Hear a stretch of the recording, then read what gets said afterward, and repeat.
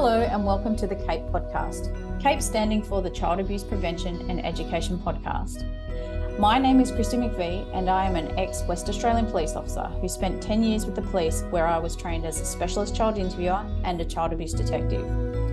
This podcast is all about sharing what I learnt, saw and knew whilst investigating child sexual abuse in the police force. It is also about sharing the knowledge that I gained in that time that helped me with my own parenting of my then 2-year-old daughter. My mission is to help share my knowledge and to help you in your role as parents to keep your kids safe, along with guest experts in the field of child abuse prevention and education, both in person and online. Thank you so much for joining in on the fight to prevent child sexual abuse. Your kids will thank you for it. So, hi Ruby, how are you? I'm very well, thank you. How are you? I'm good. On different sides of the country, but we're in Australia, so we're good.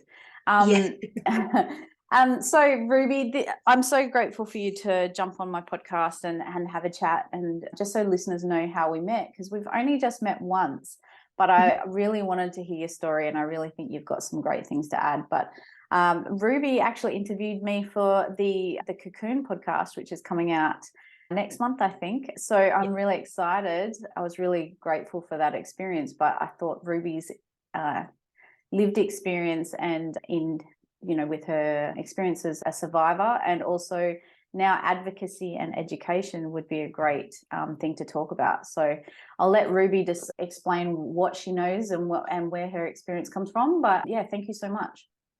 Thank you for having me. Yeah, so as you said, I am a survivor. I experienced grooming as a kid, textbook grooming, from the ages of 6 until about 10 by a member of the family. And I didn't actually realize that it was grooming until I was about 20. And I turned 25 in April. So for me, my journey for education and advocacy is fairly new, but I really wanted to be a part of the Institute and also to run the Cocoon Podcast because I wanted more people to understand the effects of grooming, but also to let other survivors know that they are not alone and that, there is a beautiful opportunity to start your healing journey early, and there's so many good things that can come from that. Yeah. So what did your grooming experience look like for you personally? Yeah, so for me it was the most textbook type of grooming for children. So it was acts exchanged for gifts. There was a lot of love bombing involved because I grew up with a single mother, so I didn't have a father figure. So my perpetrator would kind of groom me with saying things like, I see you as a daughter, I love you so much, no one will love you more than I will, don't tell anyone, this is our little secret. If you tell people, then you can't see me and then no one will love you like I do. And there was definitely that exchanging for gifts. So because they were a lot more well off financially than I was, they would take me on holidays. They would buy me expensive gifts. They would buy me, McDonald's even. And so there was a lot of that barter in exchange for what I perceived as a child as love and affection. And very confusing, like at 6 years old when it started, that would have been like, and especially like you put out there that you were in a vulnerable situation, you're from a single parent home, needing and wanting that love and attention and affection from a father figure and getting it all of a sudden. So of course, you just want to be loved. All children just want to be loved.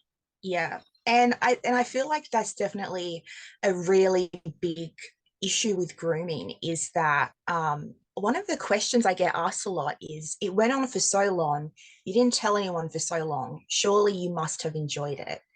And yeah, exactly. I don't like that question at all, but anyway. Yeah. Yeah, exactly. It's a really peculiar question. And what I tell people, right, is I didn't enjoy the act of what I had to do, but I enjoyed the concept, the outcome of it. For Mm, me, it was something that I had to do in order to receive the love that I desired. I didn't realize until, very, very early on into my adulthood that in fact what I went through was wrong, yeah. because, love should be given unconditionally to children. But in that moment, when you're a child, if you are so desperate for love and care, like I was, Yeah. you would go to any length. Even if you didn't like it yourself, you would go to that length to receive it because you don't know any better. I think definitely I was 6. Mm. You don't know any better to understand that what's being asked of you is not okay. And why I don't like that question, oh, you must have liked it. Who cares if you liked it at 6 to 10 years old? Like that's not even part of it, you know. In my experience as a child abuse interviewer and a detective, children, there is some enjoyment in what happens because the body is the body, and it can be enjoyable, but it's still not okay. Oh, So, absolutely. Yeah, exactly. I completely agree with that. And I think also with children, it's the fact that particularly when it comes to grooming, is that you will burden yourself and you will kind of, for me, I used to disassociate a lot during those acts. mm, You will do what you have to do in order to receive the positive outcome from it. yeah, yeah. So yeah, it's a very peculiar, very evasive question, but definitely I think that's the most common answer I have when people ask that, is that like Mm. I didn't enjoy the act itself, I enjoyed what came from it. And what that makes me, and I've seen that happen time and time again with lots of children, and heard stories very similar. You know, but in the grooming process, you're groomed to be that way. You're groomed to act that way. Mm. They have the control. You have none. Yeah, yeah, exactly. And I think, as a child, I remember like my brain was so malleable. I think about what I went through now, and it was, for me, it was brainwashing. I was so brainwashed and coerced into loving my perpetrator to the point where I would get anxiety if I wasn't around them, because Mm, what I believed that I was experiencing from that perpetrator was genuine love and affection. Now, obviously, now that I'm 24, it wasn't, it was abuse, it was grooming. But, as a child, like you really don't know any better if you think that what you're experiencing is genuine love and affection. And, mm, obviously with grooming with perpetrators, a lot of them tend to make you feel so special, yep. that you are the most adoring child in the world. But like I said, my abuser would say, I think of you as my own daughter. I wish I had a daughter that was like you. Mm. And yeah, so I think that's definitely something that I wish a lot of adults understand when it comes to grooming in children, is that what they feel is genuine love and affection, regardless of what they have to do to get it. Yeah, and when that does end, when that relationship ends, because it ultimately is a relationship there, it can be quite traumatizing for the child as well. You know, even though you don't want those acts to happen anymore, because Mm. you know that it doesn't feel right. There's this disconnect between yourself and your consciousness and everything like that, because like you said, you had to disassociate during that time. Um, but even when that does end, of course, there's some grieving of that, because they gave you something that you were so desperate for in order to get what they wanted. Yeah, yeah, exactly. And I definitely struggled with that separation process because, again, like I didn't realize what I was going through was wrong. Mm, So, in a way, I felt like I was being punished, yeah.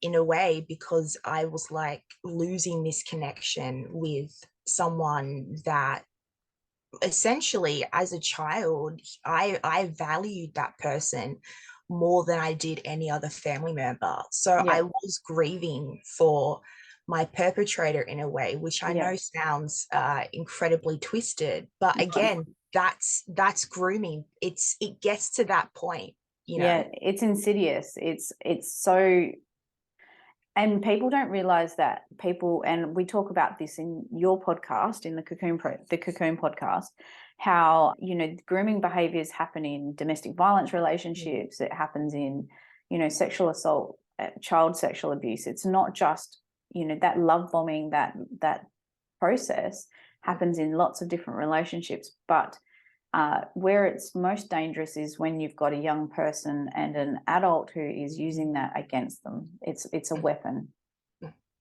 Yeah. Yeah, and it really is. And you know, and definitely now that I'm older, I definitely see how they weaponized it. They really isolated me, um to the point where I didn't value any other family member as much as I valued that person. So I remember I was quite because what I was going through, I was quite a distraught, kind of very withdrawn, moody child. And I remember I would react so intensively and angrily with my other family members, but I would just be so infatuated and I would adore my perpetrator. And I would always be sitting on his lap and hugging him and kissing him. And it is, you do form that very unhealthy bond, Yeah. because you know, because it is that manipulation into thinking that they are the most important person in the world. Yeah, and you know, I have seen and heard this similar, you know, similar experiences from lots of victims and lots of survivors. And one of the things that stuck out for me was, you know, most children who come forward, or a parent wisens up to it, and so then police got involved and I got involved. You know, most children were absolutely distraught at the thought that this person was going to get in trouble, that they did not want them to get in trouble. They just didn't want that part of it to happen anymore. The rest of it, you know, the love and affection that they were getting, that was okay because that gave them something. It filled something that was missing from their lives. But the part that they didn't want to happen is the part that was wrong. Wrong. It's wrong, and it's against the law, and it's illegal, and all of the other things. But there's no. It's so hard to explain to people who haven't been through it. Do you struggle with people understanding that part of it? Oh, absolutely. And I think that's where the question, did you enjoy it, come from? Because like I said, I kept it a secret for many years. You know, my family, there were suspicions in the family, but like I said, I was very private about it. And as a kid, like when you are so, and again, you know, when you are so deprived of emotional affection, or when you feel that no one else understands you like this perpetrator, you don't want them to get into trouble, because in a way you think it's your fault, because they condition you to feel that you are so important in their life, that you have this huge purpose, that in a way it's like you're betraying them Yeah. by speaking out, by admitting that what you went through is wrong. So you do feel that sense of, oh my gosh, like if I tell someone, I'm going to let that person down, you know, I'm going to disappoint them, they're not going to like me anymore, they're not going to give me that affection that I desire. And I wish that a lot of adults particularly understand that a lot more, that the manipulation is so intense that it does get to that point where some children will actively defend their perpetrator. Yeah, I have seen that, and I can definitely attest to that. So what ended up happening for it to stop? Why did it stop at 10 and not further along the path of your childhood? I think firstly, I was getting too old. I was Right. getting too old to understand and be a lot more like, I was getting too old and too aware of what was going on. Mm. Um, My mum also found out at the age of 10. I started because that's when I kind of revealed it, because I was getting more aware at the point. And I remember, I think I told something to mum and she was like, no, that's not good. And I think because of that it stopped. But I think the biggest reason is, again, I was getting too old. I was getting too old. I was getting too self-aware. I was growing up. I had a lot more control over my body, and I wasn't as easily manipulated at 10 than I was at like 6. Yeah. Because it's all about control. It's all about being able to, and the more naive and vulnerable you are at that age, that younger age, the easier it is to control. My experience with child sex offenders is, if it's hard, they don't want to do it. They're lazy. They're lazy to the point of, like, if they have to work for it, it's not worth it. And it also adds the risk to the fact that they have to, there's a higher chance of getting caught when they have to work hard. So, I can understand that that's why it probably stopped. And so what are you doing now? So part of your healing journey, I guess, is, in advocacy and education. But so it sort of stopped at 10. How did that, from 10 to now, like, how have you been recovering, healing? What have you been doing? Yeah, so I definitely had, like I said, I didn't realize I was going through abuse and groomed until I was 19.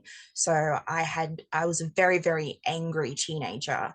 And I started attending support groups, because the Institute runs support groups for people with sexual abuse and trauma.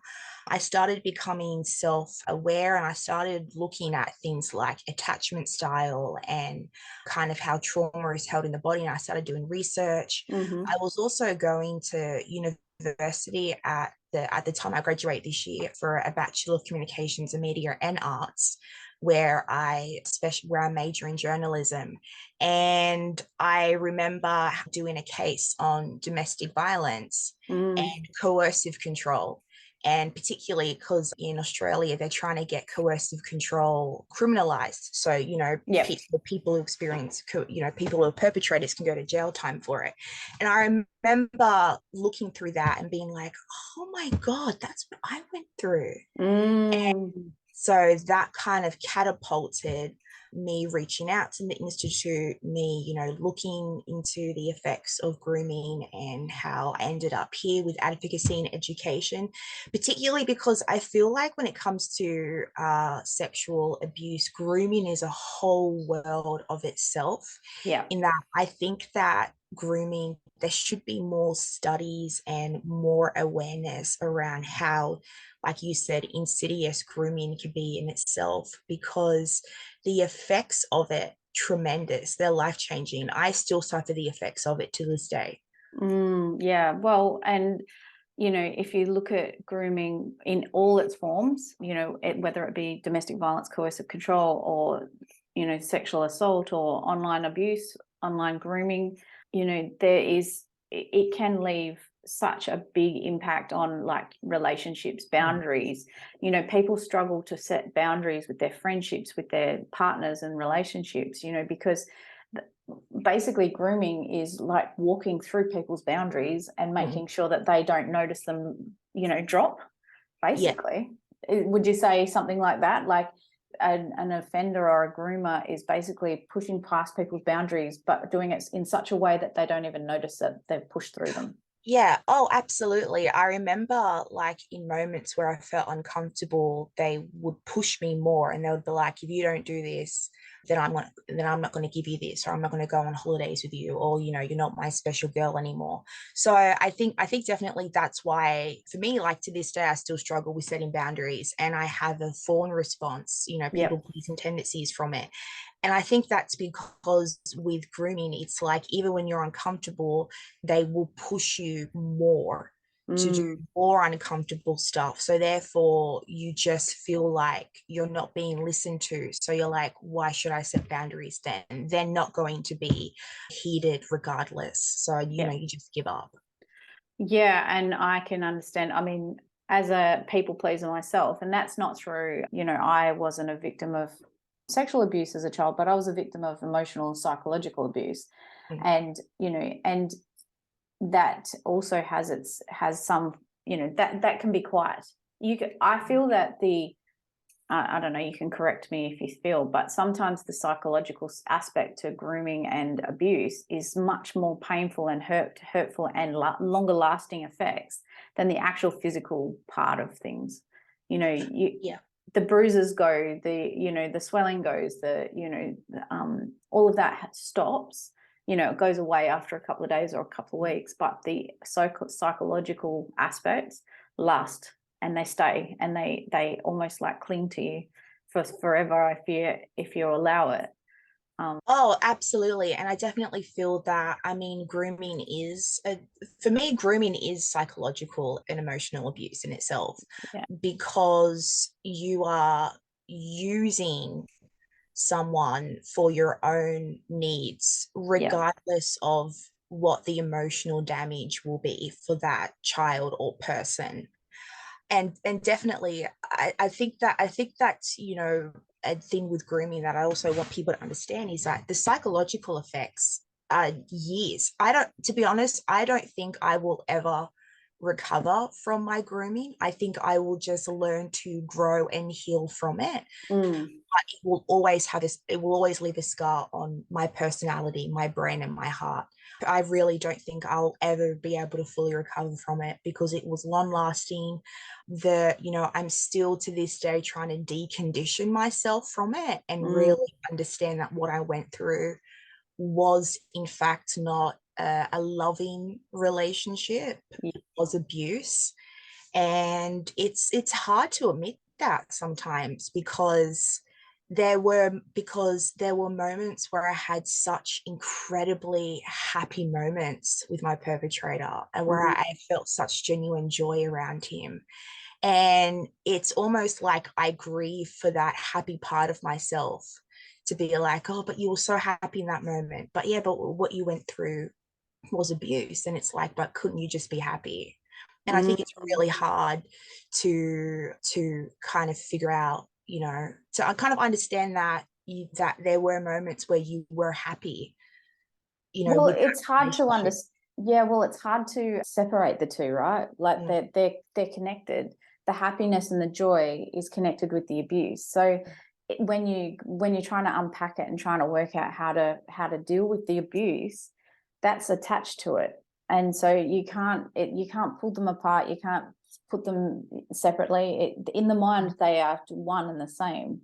It was a condition of it, And you mentioned about being and going on to like talk about, the after effects and aftermath, because people listening might have children who have been abused as young as you were, because, you were such an impressionable young age, but you said you had quite a rough teenage years, what were some of what were you going through during those teenage years after the fact?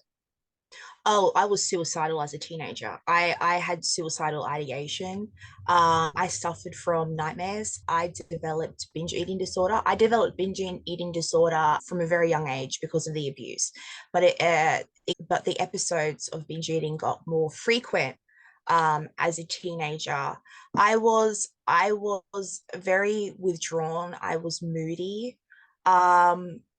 I also didn't want to talk to anyone about it because I felt like what I experienced was such a betrayal. I actually experienced a lot of resentment towards my mum for putting me out of that situation because I felt so alone afterwards. I refused to see counseling. I refused to see therapy because I felt like I didn't have anyone that understood what I went through, and that the only connection I felt with someone I thought understood me at the time was gone.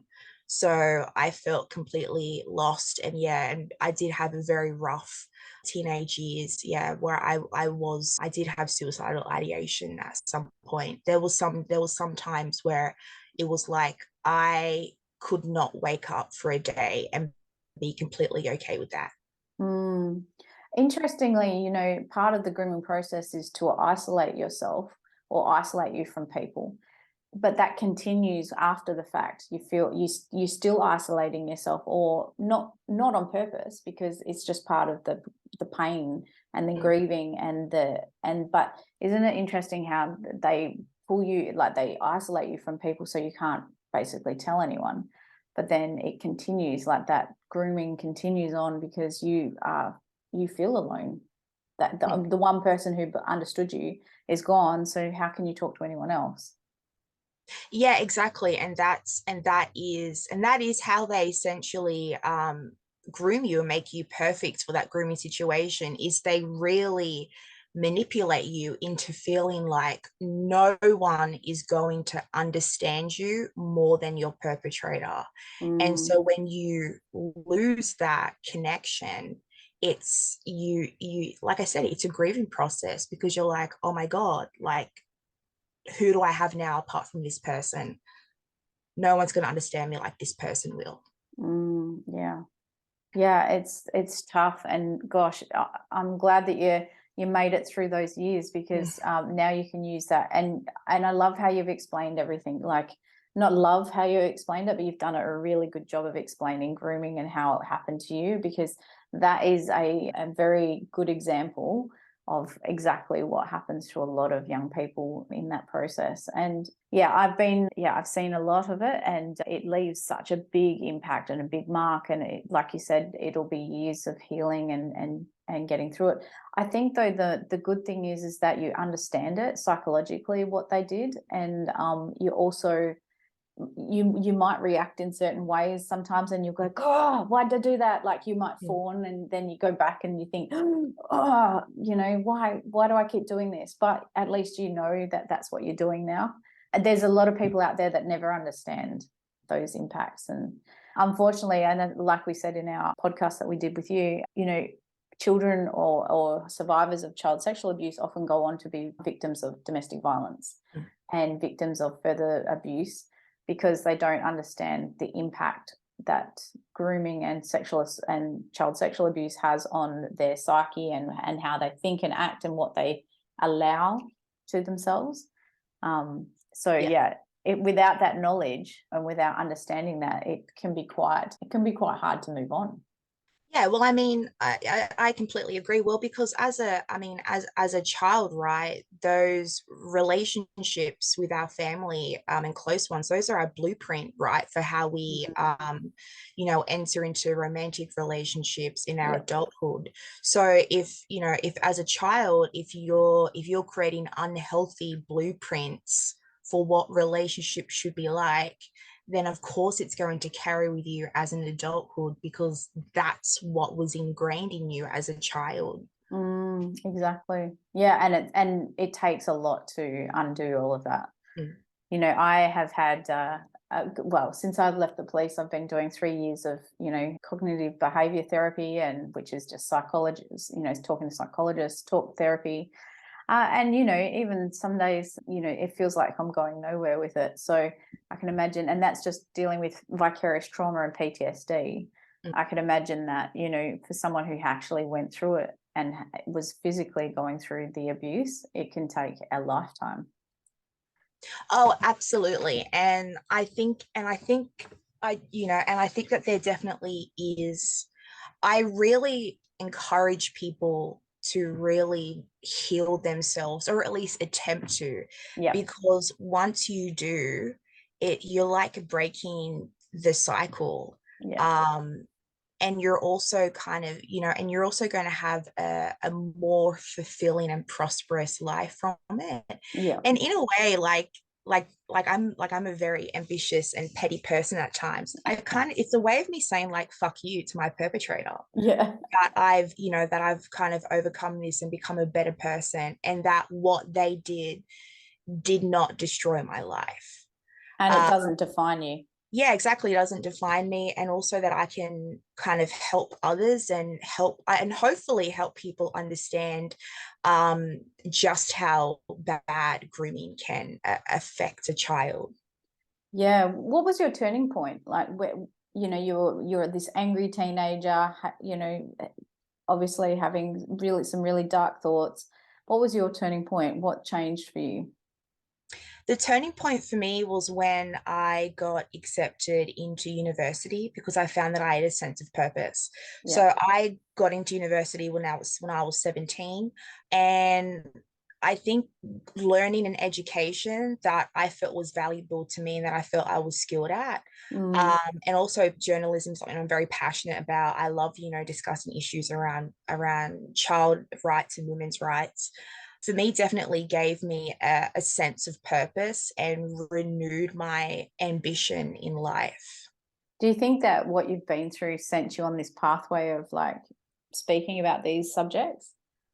Oh, absolutely. I completely agree. I didn't realize that I would be here until now, but I definitely feel that what I went through is going to be very beneficial for people to understand.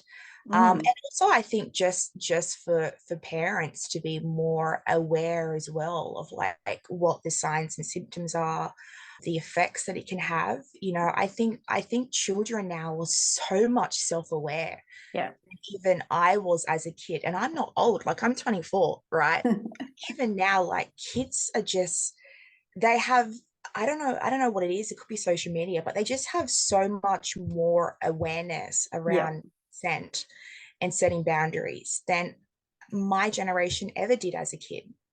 Yeah, they do. And then they have the flip side, and this is a whole nother conversation where, they're learning through pornography and Mm, their expectations. There's still this battle between, yes, they're learning about consent and all of these good things, coercive control, and we're finally getting them to know about, healthy relationships and what that looks like and boundary setting and all that. But then it's never going to take away when they don't have healthy attachment and healthy relationships in their own homes, mm, because you're always, and I know from my own personal experience, I didn't have healthy relationships at home. I didn't have a loving family home. That I was, I am so lucky there was no social media or there was nothing, because I was looking for that relationship, that love and affection from other places. mm. Could have ended so poorly for me, but we didn't have that because I'm way older than you.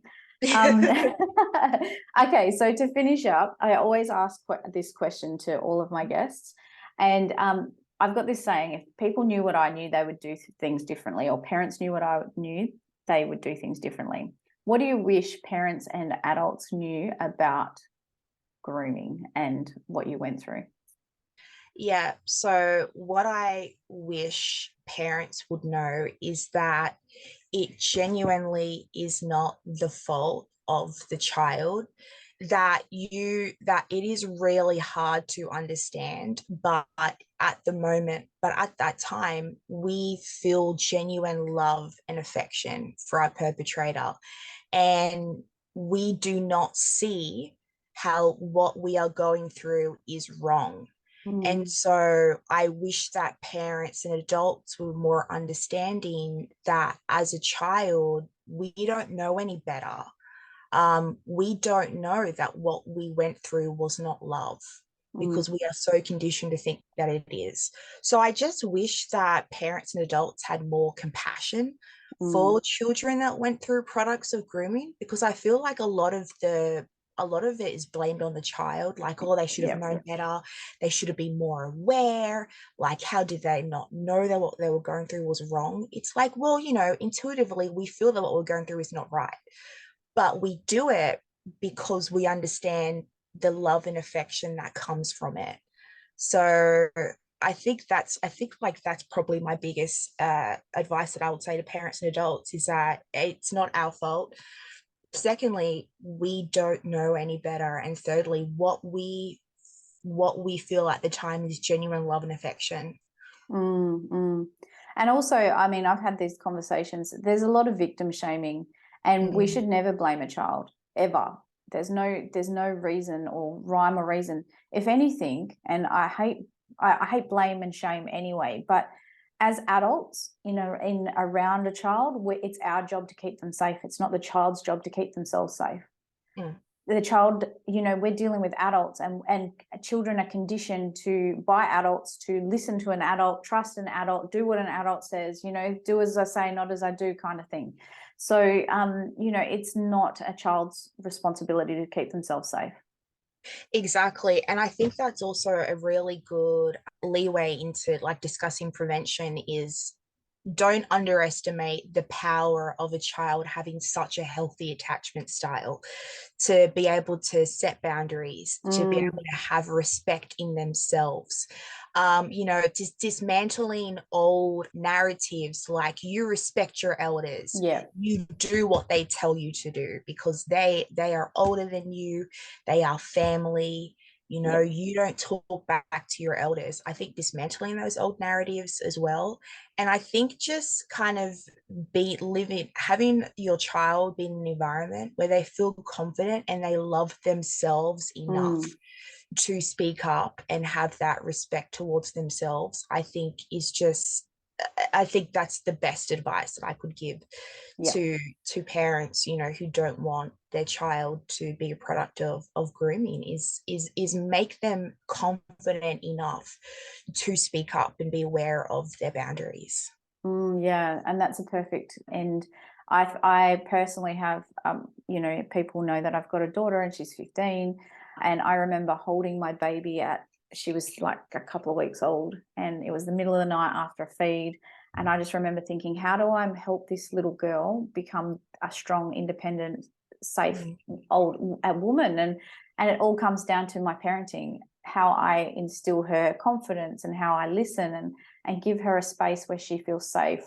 And that's all we can do for parents. And, I think that's really important. So thank you so much, Ruby, for your beautiful insight. And I say beautiful, it's a tough subject, but you do it so eloquently, and I'm really grateful. And it's really important for people to hear what you've got to say. So we talked about the Cocoon podcast. That's part of the Blue Butterfly Institute, which you're now assisting in. Do you want to tell a little bit about the institute and everything, so people, if they're looking into stuff like that, they can? Yep. So the Blue Butterfly Institute is a not-for-profit organization that specializes in advocating, educating, and empowering victims and survivors of sexual abuse and trauma. The Institute offers support groups. We also run kind of workshops on empowerment, also on kind of how to be a support person for someone with sexual trauma. So that's my cat. I just laugh because my cat's usually doing the same thing, like telling me, come on, talk to me. Yeah, I know. It's always at the worst time too.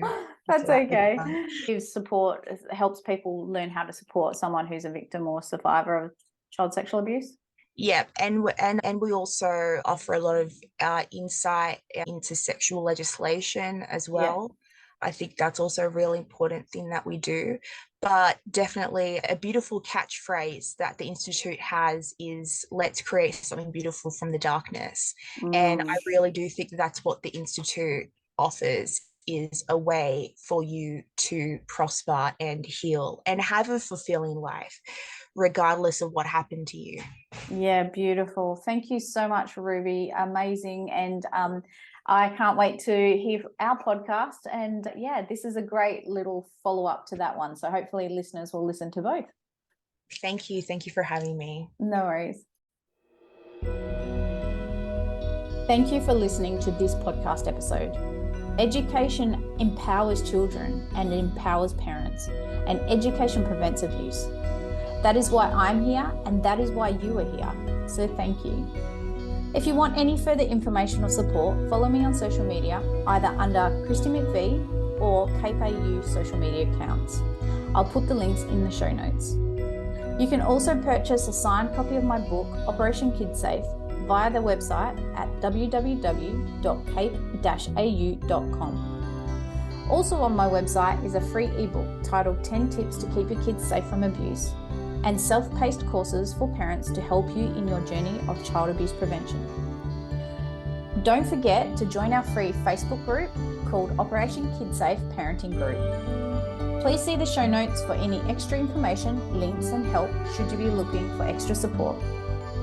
Thank you once again for giving a shit about preventing child sexual abuse. See you next time.